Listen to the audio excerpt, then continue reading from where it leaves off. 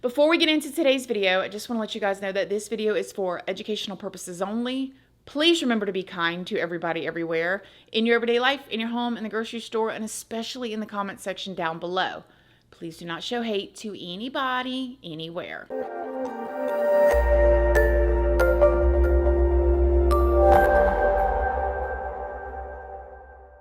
So good morning, good morning, good morning. How is everybody doing today? I hope you all are having an amazing day. I hope y'all had a wonderful weekend. I hope everybody got to get outside at some point, rest, go for a walk, sunshine on your face, bare feet on the ground. Good. I hope y'all all did that. So in today's video, we're going to be talking about a woman named Patricia Kopta. And if y'all have not heard this story, wow.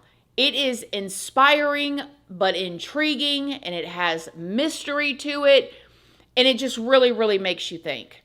Before we get into it, though, I did want to let you guys know, if you don't already know, hi, my name is Christina. I do have a second channel that is Casually Christina. We just do things way more casually over there. I also have a Patreon. My Patreon is for 18 and up, and over there we talk about more personal stuff. We go live over there, and there is a $2 tier for all the true crime stuff that I do that cannot go onto YouTube due to their terms and policies. That goes over on my Patreon under the $2 tier.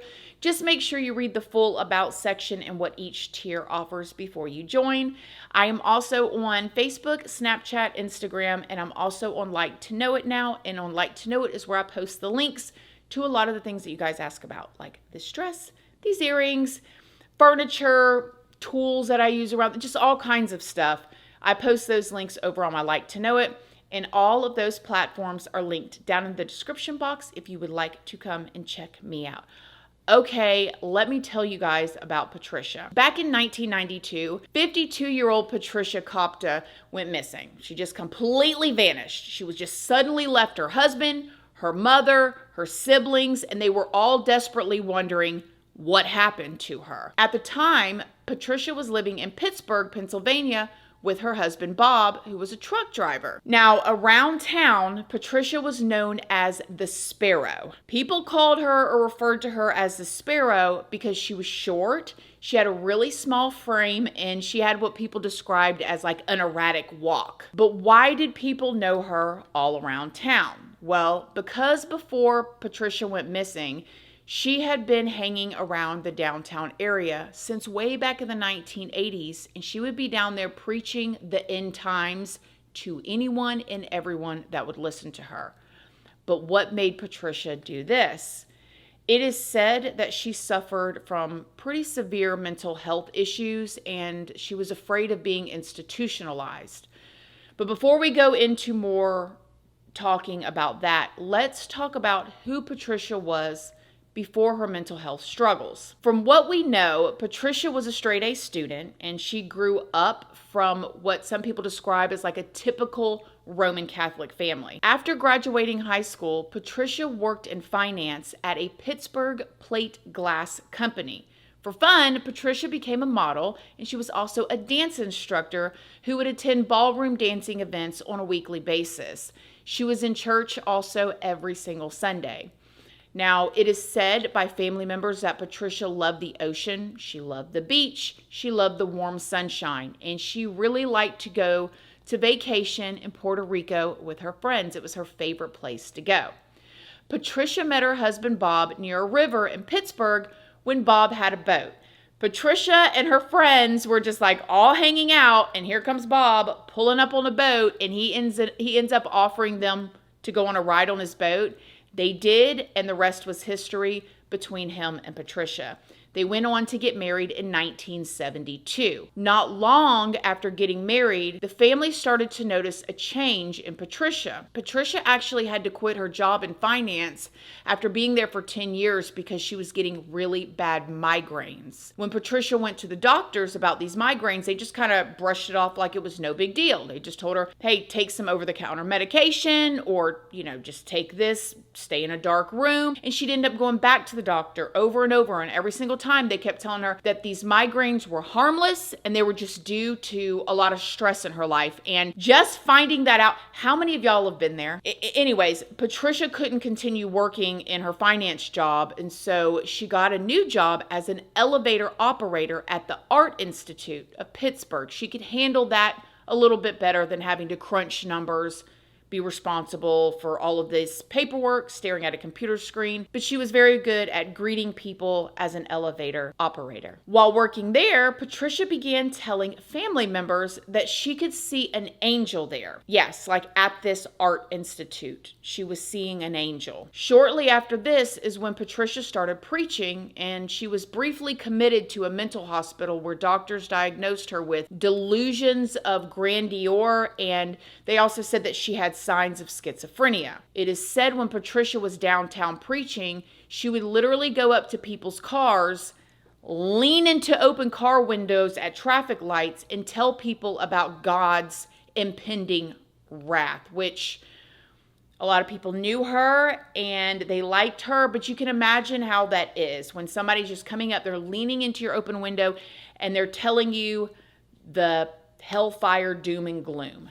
That's the point that she was at here. Locals say that Patricia would attend all kinds of events around town, and she would be really well dressed, and she would be there preaching as well. They all knew her. They say that she would typically say things like, "When the darkness comes, go inside for 3 days and do not come out." Patricia didn't get into a whole lot of legal trouble during this time, except for she did end up having one encounter with the police that did lead her to being institutionalized, a thing that she definitely never wanted to have happen to her.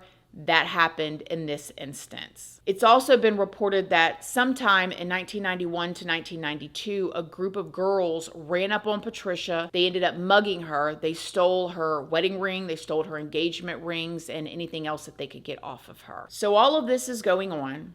She has her family that loves her. And then suddenly, out of the blue, according to Bob, he said that he came home one night in 1992. They got married in 1972. Okay, so 20 years later, they've been married. He comes home one night and Patricia is just poof gone. She's vanished. Now, after being reported missing, the cops say that they did everything that they could to try to find Patricia.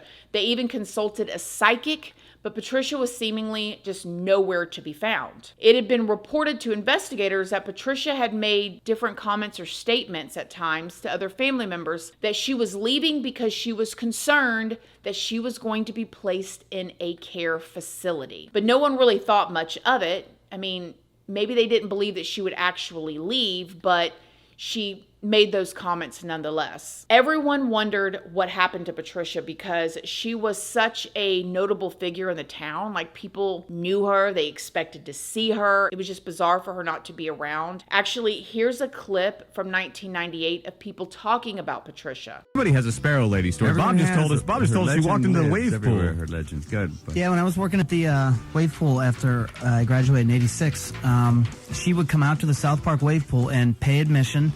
And she would have and she wore the same dress every day. It was a really long white dress. I mean, in the middle of summer, it must have been just so hot and uncomfortable.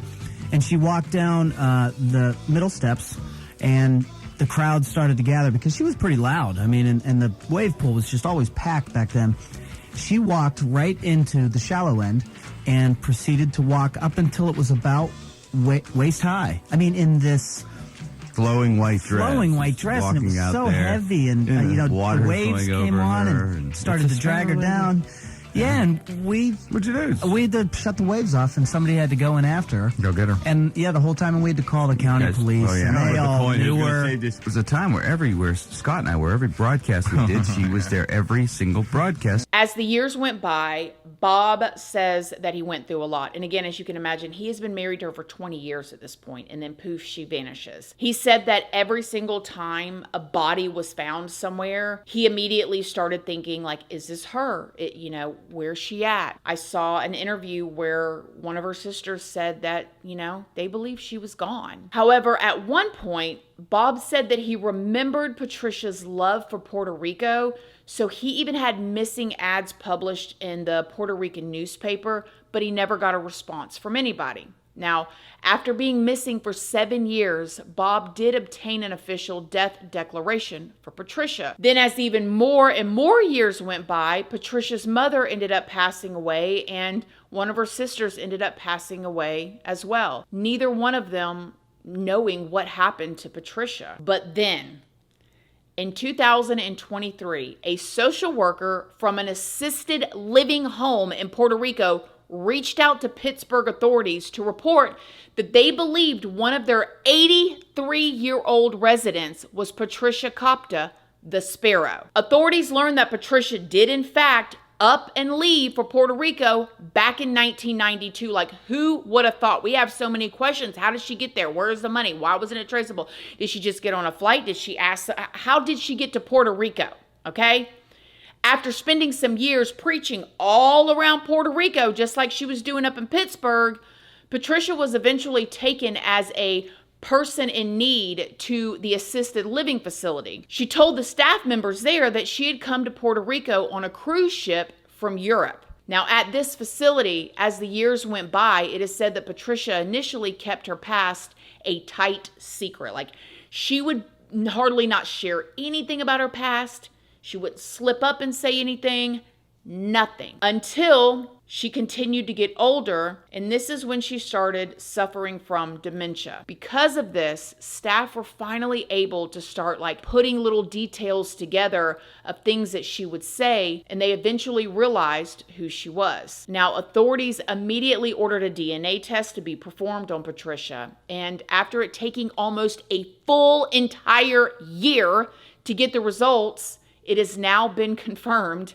that the woman that has been living in the care facility in Puerto Rico since the 1990s is Patricia. Bob and Patricia's sister, Gloria, were absolutely shocked. We've had a number of investigative leads through the years, but nothing that has proven to any kind of fruition until earlier. We were contacted by some individuals, an agent from Interpol, as well as a social worker from Puerto Rico that believed that they had her at an adult care home there in Puerto Rico.